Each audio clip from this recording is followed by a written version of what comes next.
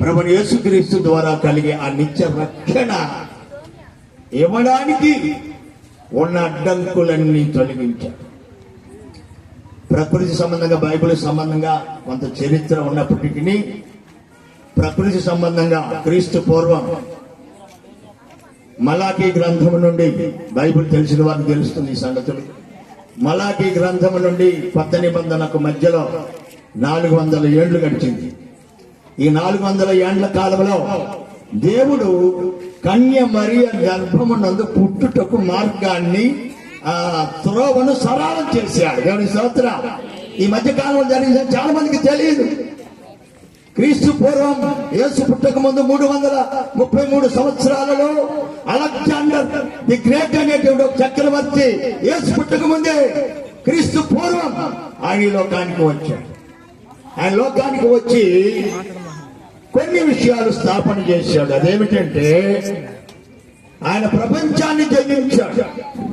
ప్రపంచాన్ని సహోదరులారా బాబు కొంచెం మాట్లాడతాను.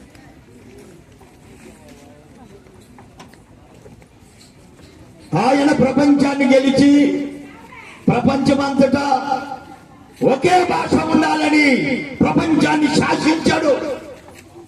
జనానికి తెలియదు ఇది, ప్రపంచానికి. చాలా మందికి తెలుసు అనుకో. ప్రభువైన యేసుక్రీస్తు భూమి మీదకి మొట్టమొదటి రాకలో కన్యమర్య గర్భమునందు జన్మించడానికి వీలుగా ఆదిమ హెబ్రీ గ్రీకు భాషల్లో ఈ బైబిల్ రాయబడాలి కనుక ఇన్ని భాషలు ఇప్పుడు లేవు, కొన్ని భాషలు మాత్రమే ఉన్నాయి.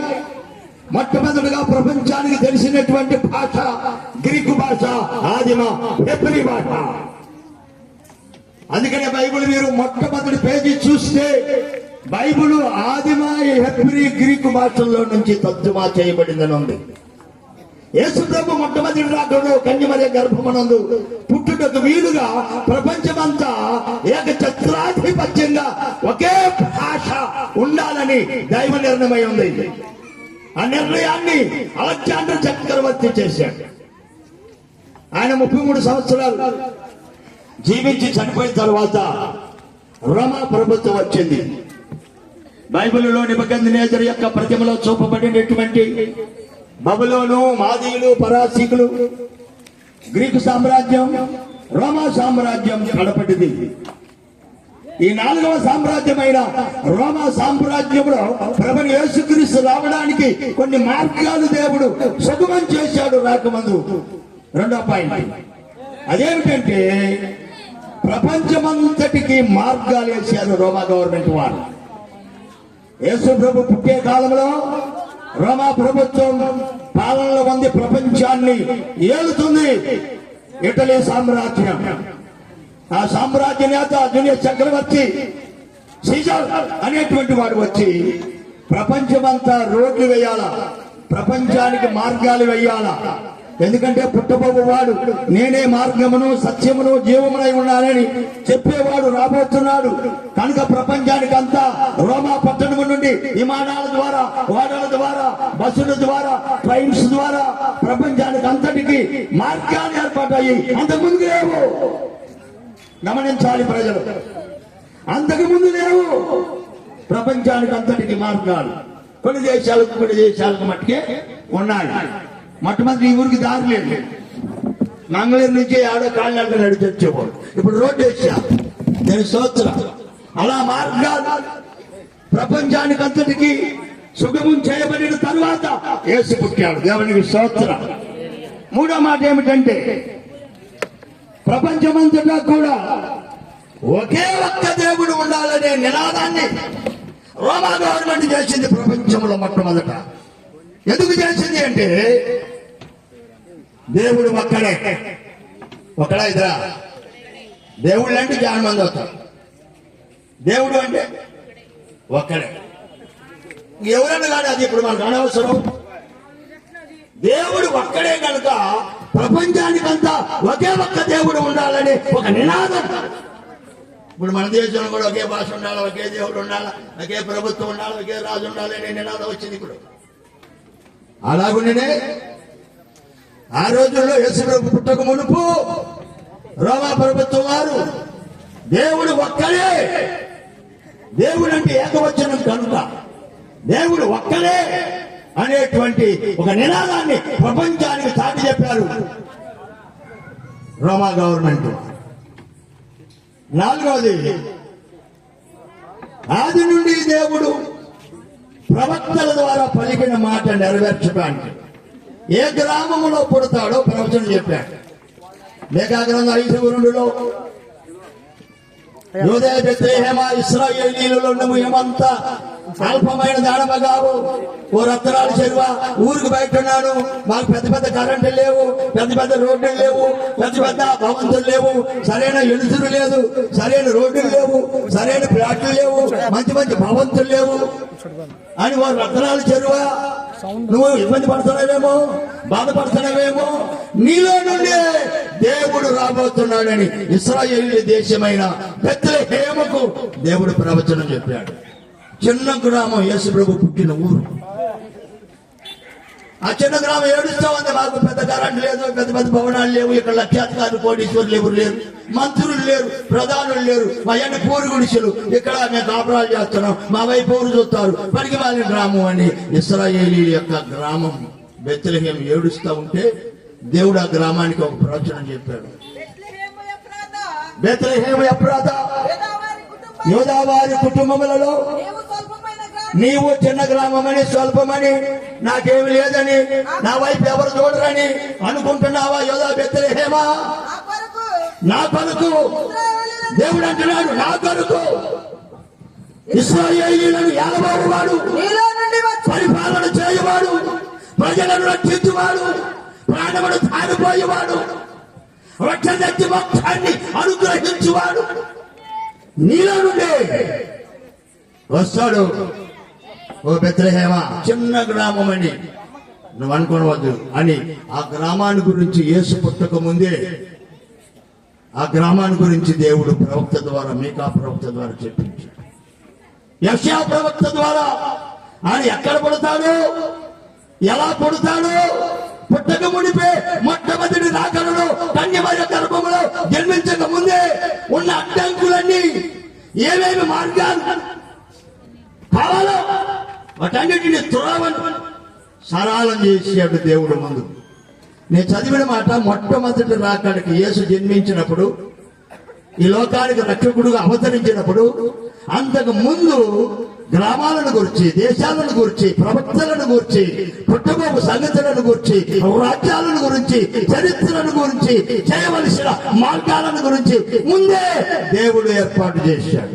ఇవన్నీ సమకూర్చబడిన తర్వాతనే లోకానికి ఆయన వచ్చాడు. అది అసలు పాయింట్. ఇంకొక పాయింట్ ఏమిటంటే, నా దూతను నేను మీకు ముందుగా పంపుతాను, బాప్తిస్మిచ్చే యోహానుని ఆయన కంటే ముందుగా ఈ లోకానికి పంపించి ఆయనను గురించిన వర్తమానము లోకానికి తెలియజేయాలని యెషయా గ్రంథం 40 అధ్యాయంలో 3వ వచనం నుంచి, నా దూతను నేను నాకు ముందుగా పంపుతాను, నాకంటే ముందు ఆయన వస్తాడు. ఆలకించుడి, అడవిలో ఒకడు ప్రకటిస్తున్నాడు. ఎట్లనగా అరణ్యములో అంటే లోకములో మృగములు, పశువులు, సింహాలు, పులులు, ఏనుగులు, ఎరుగుమంటూ ఉన్నటువంటి మనుషుల హృదయాలలో ఇంతటి దుఃఖులైనటువంటి మానవులు అంటే అరణ్యం అంటే లోకం, లోకం అంటే మృగములుగా మనుషులు, పులు లాంటి మనుషులు, గణపతి లాంటి మనుషులు, పాము లాంటి మనుషులు. అరణ్యంలో మృగాలు ఎలా ఉన్నాయో లోకంలో మనుషులు అలాగ ఉన్నారు. అరణ్యం అంటే బైబిల్ భాషలో మన ఈ లోకం. మృగములు అంటే అడిగా సింహం లాంటి వాళ్ళు, ఎలుగుబంటి లాంటి వాళ్ళు, కుళ్ళోళ్ళు, కుచ్చాలు పెట్టేవాళ్ళు, కచ్చలు కొట్లాడుకున్న వీళ్ళందరూ అనమాట. అటువంటి వారిని దర్శించి నీ కొరకు రక్షకుడు కూడా పుట్టబోతున్నాడు. నేను ఆయనను గురించి సాక్ష్యం ఇచ్చుటకు ఈ లోకమునకు వచ్చి, నా వెనక వచ్చేవాడు నాకంటే ప్రముఖుడు, ఆయన చెప్పులను కూడా మోయటకు నేను యోగ్యుడను కాను. నేను ఆయన దూతను, ఆయనను గురించి ప్రకటించడానికి లోకానికి వచ్చాను. ఆయన నన్ను పంపాడు. ఇదిగో త్రోవను సరళం చేయండి, ఈ త్రోవలో ఉన్నటువంటి ముళ్ళ గజ్జలను ఏర్చేయండి, తీసేయండి, సుగమం చేయండి. నా వెనక వచ్చేవాడు నాకంటే ప్రముఖుడు కనుక నా గురించి చెబుతాడని ముందుగా ఒక దూతను ఏర్పాటు చేశాడు. ఆ దూత ఈ లోకానికి వచ్చి యేసుని గురించి సువార్త ప్రకటించింది. 5వ పాయింట్ ఏమిటంటే, రోమా గవర్నమెంట్ లో యేసు ప్రభు వారు ఈ లోకానికి వచ్చి ఏం చేయడానికి వచ్చాడు చెప్పండి? బట్టలు ఇయటానికి, లోన్లు ఇయటానికి, దొడ్లు కట్టి పెట్టడానికి, డోకరాలు ఇయటానికి కాదు వచ్చింది. కొంతమంది అందుకే వస్తున్నారు బ్రాహ్మణులుగా, అందుకు రాలా. ఎందుకు వచ్చాడంటే, మానవులు చేసినటువంటి పాపముల విషయంలో శుద్ధి చేయుట కొరకై ఒక యజ్ఞము చేయవలసి ఉంది. ఆ యజ్ఞం ఏమిటంటే, శిలువకు కొట్టబడి ప్రాణమర్పించి రక్తమును చిందించి ఆ రక్తములో మానవుల పాపములన్నిటినీ కడగటానికి ఆ శిలువ వేయబడవలసి ఉన్నది అని ధర్మశాస్త్రంలో, గ్రంథాలలో అన్నిటిలో కూడా యేసుప్రభు గురించి రాయబడి ఉంది. ఆ రక్తము చిందించాలి, శిలువకు కొట్టాలి అంటే ఒక పాయింట్ అర్థం చేసుకోండి. ఇటలీ గవర్నమెంట్, రోమా ప్రభుత్వం ఏం చేసిందంటే, తప్పు చేసిన, జాగ్రత్తేనండి, తప్పు చేసిన వానికి శిలువకు కొట్టి చంపాలి అనేటువంటి ఒక చట్టం ఏర్పాటు చేసింది. అంతకుముందు లేదు. మన దిశా చట్టం వచ్చినట్టు అంతకుముందు ఆ చట్టం లేదు. దిశా చట్టం ఈ మధ్య గవర్నమెంట్ ప్రవేశపెట్టింది. అంతకుముందు దిశా చట్టం లేదు. అలాగనే యేసు ప్రభు రాకముందు శిలువకు కొట్టి చంపేటువంటి శిక్ష లేదు. ఆ శిక్ష రోమా గవర్నమెంట్ వారు నేరం చేసిన వానికి శిలువకు కొట్టి చంపాలి. అట్టి శిక్ష మరి అమలులోకి వచ్చిన తర్వాత యేసు ప్రభు లోకానికి వచ్చాడు. అది శిక్ష అమలు చేయకముందు పుట్టాడు. శిలువ కొడతానికి లేదు. శిక్ష లేనప్పుడు ఏ శిక్ష చేస్తారు యేసు ప్రభు? మొట్టమొదట శిలువ శిక్షను తప్పు చేసిన వానికి యేసుడు శిలువలో విరలాడి వేసినప్పుడు ఇద్దరు దొంగలను తప్పు చేసిన వారికి శిక్ష ఎలా వేశారో, యేసు ప్రభు కంటే ముందుగా చాలా మందిని శిలువ శిక్ష చేశారు. కారణం ఏమిటంటే, నేరము చేసిన వానికి శిలువకు కొట్టి చంపాలి. మన ఉరి శిక్ష చేస్తారుగా, బాగా పొరపాటు చేసిన ఉరి శిక్ష మన దేశంలో చట్టం అది. రోమా గవర్నమెంట్ లో మొట్టమొదట చేసిన చట్టం ఏమిటంటే, ఎవరైనా నేరము చేసినట్లయితే, దోషము చేసినట్లయితే, ఆ దోషము నిరూపింపబడినట్లయితే అతనిని శిలువకు కొట్టి చంపాలి అనేటువంటి ఒక చట్టం రోమా గవర్నమెంట్ ప్రవేశపెట్టింది. ఆ ప్రవేశం జరిగిన తర్వాతనే యేసు పుట్టాడు. అర్థమైంది అనుకున్నాను. యేసు శిలువ వేయబడాలి కనుక, శిలువ వేయబడటానికి వచ్చినటువంటి యేసు క్రీస్తుకి ఆ చట్టంలో శిలువ వేసే ఆ చట్టం లేకపోతే ఏది కదా, ఇంకో ఏదో శిక్షేశారు. శిలువ చట్టం రోమా గవర్నమెంట్ వారు ప్రపంచంలో తప్పు చేసిన వానికి శిక్ష శిలువ కొట్టి చంపాలి అనేటువంటి చట్టాన్ని ప్రవేశపెట్టిన తర్వాతనే ఆయన ఈ లోకంలో నరుడుగా పుట్టాడు. పుట్టింది ఎందుకంటే శిలువ వేయబడతాడు. శిలువ వేసే శిక్ష లేనప్పుడు పుట్టడం ఎందుకు? పుట్టి శుభం ఏమిటి? ఏ శిక్ష వేసే పాపములకు సరైన మరణం కలగదు కనుక, రక్తము చిందించకుండా మానవులకు పాప క్షమాపణ కలగదు కనుక, రక్తము చిందించకుండా పాపము పోదు, పాపము పోదు, పాపము పోదు. రక్తము చిందించకుండా పాపము పోదు, పాపము పోదు, పాపము పోదు.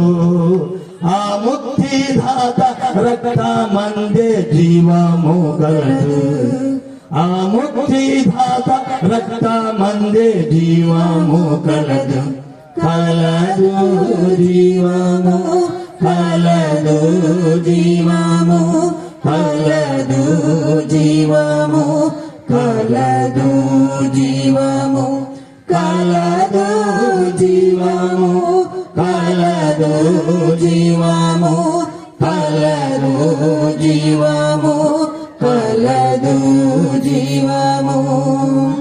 పొల్లి పొల్లి పారుతుంది కరుణా నది, కల్వారిలో యేసు స్వామి రుధిరమది. హల్లెలూయా. హల్లెలూయా. యేసు ప్రభు పుట్టిన దినాల్లో రక్తాన్ని గురించి మరణాన్ని గురించి చెప్తున్నాడు ఏందని మీరు అనుకోవచ్చు.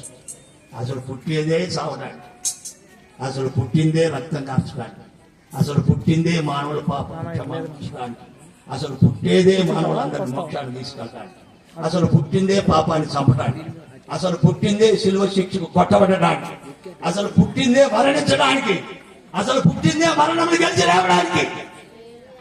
అది అసలు ప్రపంచానికి ఈ జ్ఞానం తెలియలేదు.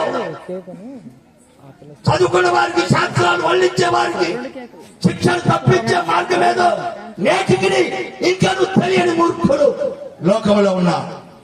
యేసుప్రభు ఎందుకు అనుకున్నావు? జన్మించింది.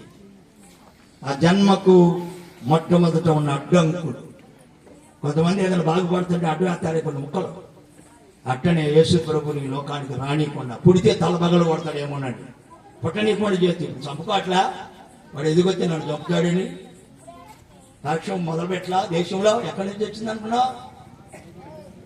ఎవడో పడతాడు నా తలబగలు కొడతాడు. వాడు వచ్చి నా తలబగలు పట్టుకుంది వాడిని నేనే చేతిపోయా అన్నట్టుగా సాతాను ప్లాన్లు ఎత్తే దేవుడు ఆ ప్లాన్లన్నిటినీ చెడగొట్టి తనకు మొట్టమొదటి రాకడు మన మీద ప్రేమ చేత, జాలి చేత మనము మరణిస్తా ఉంటే, పాపానికి లోనైపోతా ఉంటే, నరకానికి పడి దిక్కులేని పరిస్థితిలో ఉంటే ఆయన ఈ లోకానికి వచ్చి ఆ రావడానికి మొదటి రాకలు ఉన్న అడ్డంకులు అటన్నిటిని తొలగించి కాలాన్ని సమగం చేశాడు.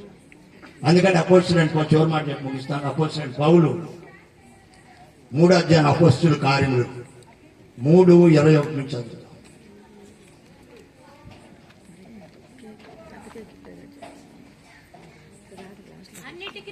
అన్నిటికీ కుదురుబాటు కాలములు వచ్చునని తెలుసుకొని దేవుడు ఆది నుండి మన పరిశుద్ధ ప్రవక్తల నోట పలికించెను.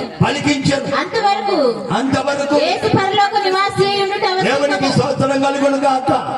అన్నిటికీ కుదురుబాటు అంటే చక్కదిద్దటం. ఇంట్లో ఉన్న వస్తువులను చెడి ఆడబడి ఉంటే బట్టలు ఎక్కడ పెట్టాలో, చెవులు ఎక్కడ పెట్టాలో, పల్లెలు ఎక్కడ పెట్టాలో అవన్నీ ఇంటిని చదువుకుంటానే. అలాగే యేసు ప్రభు రావడానికి ఉన్న అడ్డంకులు, ఉన్నటువంటి అడ్డంకులన్నీ తీసేసి సరిచేసి బాప్తిస్మ యోహాను ద్వారా ఇదిగో అరణ్యములో పేకవేస్తున్న ఒక శబ్దం, ఆయనకు మార్గాన్ని సరళం చేయండి ఇదిగో అని యెషయా ప్రవక్త ద్వారా చెప్పబడిన మాట నెరవేర్చబడినట్లు ఇదంతా జరిగింది. యేసుప్రభు బోధనలో ఒకటే ఒక్క మాట ఉంటుంది గట్టిగా. అదేమిటంటే, నేను లేఖనములను నెరవేర్చుటకు ఈ లోకమునకు వచ్చింది. నా గురించి ముందు ఎందెంది రాయబడిందో, ఎవరెవరి ద్వారా ఏమి పలకబడిందో, ఏ ప్రవక్త ద్వారా ఏ మాట చెప్పబడిందో, ఎవరి ద్వారా ఏ నోట నేను ఏది పలికించినో అది నెరవేర్చుటకు నేను ఈ లోకానికి వచ్చాను అన్నాడు. ఆ నెరవేర్చుటకు అడ్డంకులు, సాతాను యొక్క ప్లానులు పుట్టనీయకుండా చేసిన అడ్డంకులన్నీ దేవుడు తొలగించి తన రావడానికి మార్గాన్ని సుగమం చేసి, ఒక కన్యను సిద్ధపరిచి, ఒక గ్రామాన్ని ఏర్పాటు చేసి, భూమికి నట్టనడుగున పుడతానని చెప్పాడు. ఆ నట్టనడుగు గ్రామం బెత్లెహేం, యెరూషలేం. మీరు ప్రపంచ పట్టణాన్ని 4 మడతలు మడతైతే మధ్యలో ఉంటుంది యెరూషలేం. ఈ కూడా తెలియదు జనానికి. ప్రపంచపు నట్టనడుమ పట్టణములో పుడతానని చెప్పాడు. ప్రపంచానికి, భూలోకానికి మధ్య సెంటర్ బెత్లెహేం. ప్రపంచాన్ని, శాస్త్రాన్ని, ప్రపంచాన్ని ఎరిగిన ఖగోళ శాస్త్రజ్ఞుని మీరు కనుక్కోండి. యేసు ప్రభు పుట్టిన స్థలం భూమధ్య రేఖ నడిపడు నట్టనడుమ భూనివాసుల మధ్య నేను అవతరిస్తానని దేవుడు చెప్పాడు. అలాగనే భూమికి నట్టనడుమైనటువంటి బెత్లెహేములో దేవుడు పుట్టాడు. ప్రవచనముల నెరవేర్పు, ముందుగా ఆయన గురించి ఏమేమి చెప్పబడినవో అవన్నీ నెరవేర్చడానికి ఆయన ఈ లోకానికి వచ్చాడు.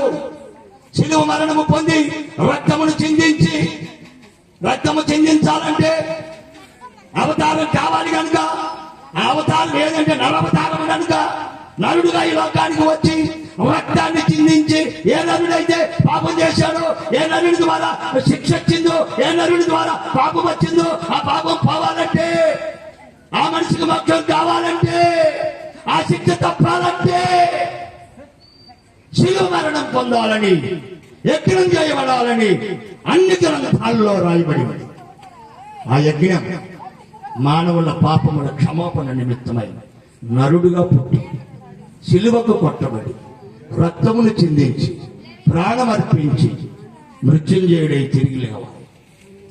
ఆ యజ్ఞం యేసులో ఒక్కడిలోనే నెరవేరు. ప్రపంచంలో అందరూ కూడా చచ్చి ఊరుకున్న వారే గాని చచ్చి మరణమును గెలిచిన వాడు ప్రభువైన యేసుక్రీస్తు అని ఈ ఒక్క గ్రంథంలో ప్రపంచంలో ఛాలెంజ్ చేసి ఈ ఒక్క గ్రంథంలోనే ఒక నరుడైన యేసు 3వ దినమున మృత్యుంజయుడై తిరిగి లేచాడని ఇందులోనే రాయడు. ఏ గ్రంథంలో ఎవడు పుట్టి చచ్చి బతికాడని లేదు. ఎక్కడ ఎవడు పుట్టి చచ్చి బ్రతికాడని లేదు.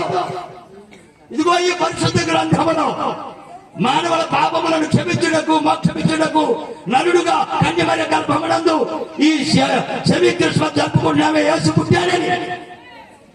ఆ పుట్టిన సందర్భం మన పాపములను క్షమించి మనము పోగొట్టుకున్న ఆ మహిమను ఆ పరలోకాన్ని ఇవ్వడానికి రక్తమును చిందించుటకే నరుడుగా అవతరించాడు. దేవునికి స్తోత్రం కలుగును. అందుకే యేసు లోకానికి వచ్చాడు. ఇది మొదటి రాకడకు సంబంధించి కనుక ఆ శిలువ చట్టాన్ని రోమా గవర్నమెంట్ వారు తప్పు చేసిన వానికి అంతకుముందు ఏ ఊరి శిక్ష ఏ జైలు శిక్ష ఉండేది. తప్పు చేసిన వానికి శిలువకు కొట్టి చంపాలి అనేటువంటి ఒక శిక్ష రోమా గవర్నమెంట్ వారు అమలు చేసిన తర్వాత ఆ శిక్ష పొందుటకు ఆ శిక్ష ఎప్పుడు అమలు అవుతుందా ప్రపంచంలో? అది రోమా గవర్నమెంట్ లో అమలు అయింది కనుక శిలువకు కొట్టి చంపబడాలి కనుక ఆ శిలువ మరణం పొందడానికి వచ్చిన ఆ చట్టాన్ని భూమి మీద స్థాపించినప్పుడే అలాగ మరణించడానికి ఆయన లోకమున్న నరుడుగా అందుకు కాలము పరిపూర్ణమై మొదటి రాకడకు ఉన్న కాలం పరిపూర్ణమై. ఎందుకంటే అన్నిటికీ కుదురుబాటు కాలములు సమయములు మన దేవుని యందు ఆచరణ. నువ్వు రమ్మంటే రాడు, నేను బొమ్మంటే పాడు, ఇక్కడ కూర్చోమంటే కూర్చోడు, నేను బొమ్మంటే పో. కాలములు సమయములు సర్వము సమస్తమును ఆయన మూలముగా కలిగి ఉన్నది ఏది ఆయన లేకుండా సమస్తం ఆయనదే కనుక ఈ ప్రజలు ఆయన వారం కనుక ఆయన మేపు గొర్రెలకు కనుక మన ఆయనకి తండ్రి కనుక మనం ఆయన పిల్లలకు కనుక ఆయన మన దేవుడు కనుక మనం ఆయన ప్రజలము కనుక ఈ ప్రజల మీద ఉన్న కనికరము చేత పాపంలో పడిపోయినటువంటి మనలందరినీ కూడా రక్షించడానికి మానవుడై ఈ లోకానికి వచ్చాడు. ఎందుకు వచ్చాడో మానవుడై కూడా తెలియదు. 3 మేకులు బీక్కోలేని కూడా ఎగతాళి చేస్తాం. ఎందుకు కొట్టబడ్డాడు? 3 మేకులు బీక్కోవటం లేకపోవడం కాదు, చచ్చి బ్రతికాడు. దేవుని స్తోత్రం. దేవుని పిల్లలారా, యేసు లోకానికి మొట్టమొదటి రాకడలో కాలాన్ని సుగమం చేసుకుని మార్గాన్ని సాతాను పెట్టినటువంటి అడ్డంకులన్నింటినీ తొలగించుకొని తన మార్గాన్ని రావడానికి యేసుగా పుట్టడానికి ఉన్న అన్ని సంగతులు ఆయన కుదురుబాటు చేసుకుని లోకంలో పుట్టాడు. అందుకే సెమీ క్రిస్మస్ ఇది అందరికీ ప్రజలకందరికీ కలగబో సంతోషకరమైన. ఎందుకంటే మన శిక్ష తప్పింది, మన పాపం పోయింది. ఆయన మన కొరకు జన్మించి మన పాపాలు ఆయన మీద వేసుకున్నాడు. మన మరణాన్ని ఆయన పొంది మనలను జీవింపజేశాడు. యేసునందు నిత్య జీవమని మరి దాని అందరూ చెప్తా ఉంటాం. అంటే అటు మార్గాన్ని దేవుడు మన కొరకు ఏర్పాటు చేయటకే ఈ లోకానికి నరుడుగా అవతరించాడు. నీ మహిమా తెలియ మాతరమా, నీ మహిమా